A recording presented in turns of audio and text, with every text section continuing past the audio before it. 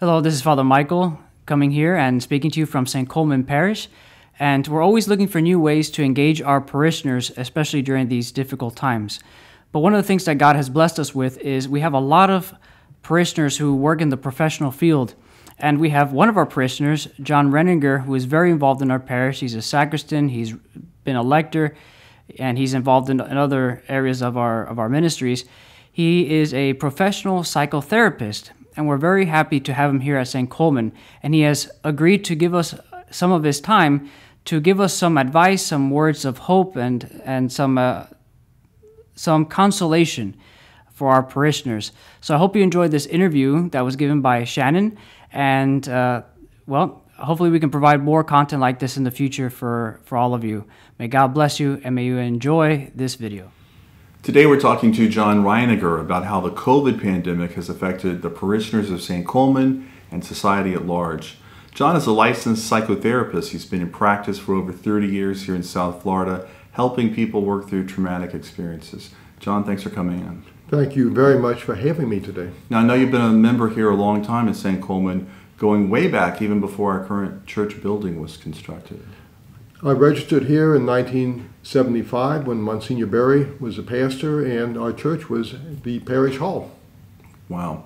Now you do a lot of frontline field work, and for people who don't know in your line of work, what is frontline field work? Frontline field work is basically going on site of the trauma or the incident. For example, I was on the ground right after 9/11. I've been to Orlando for the Pulse nightclub shooting, Parkland shooting. So when something traumatic happens, I'm called in, even this morning at a site where somebody died, to help the staff and sometimes the families cope with something extraordinary. Now the pandemic we're going through has transformed society. How much of your work today is helping people cope with feeling isolated? Probably 70% of what I do today is not only feeling isolated, but separated from what is familiar, what is routine, and not having healthy coping skills at this point to deal with it.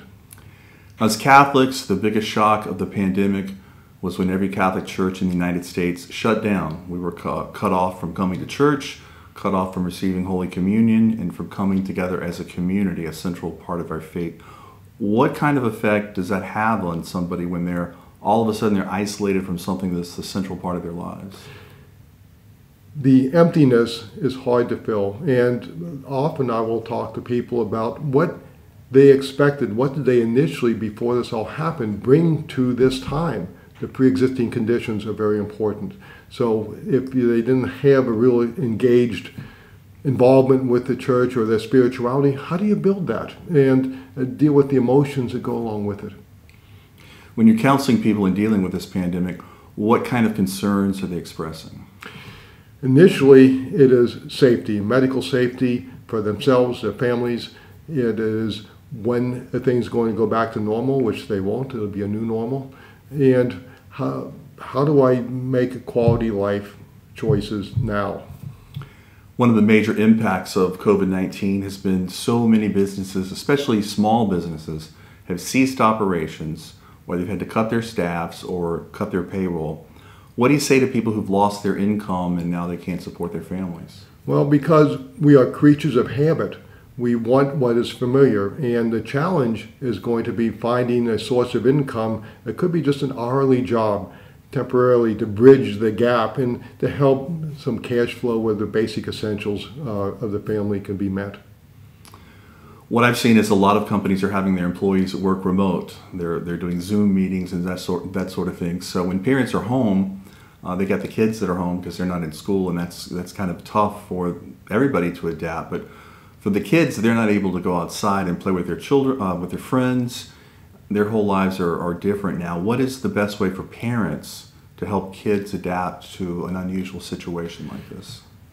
Initially, depends on what is age appropriate, but have them as comfortable as possible. You want the children safe from, basically medically and from the internet. You want to be able to comfort them.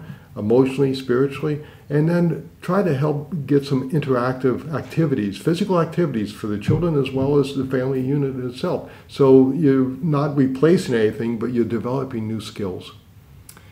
Now, one of your specialties is Christian-based counseling, and you're concerned with helping people balance physical, mental, spiritual health. Do you find that people that have a deep commitment to prayer, to reading the Bible on a regular basis, to coming to Mass every week, are they better at finding that balance between the three?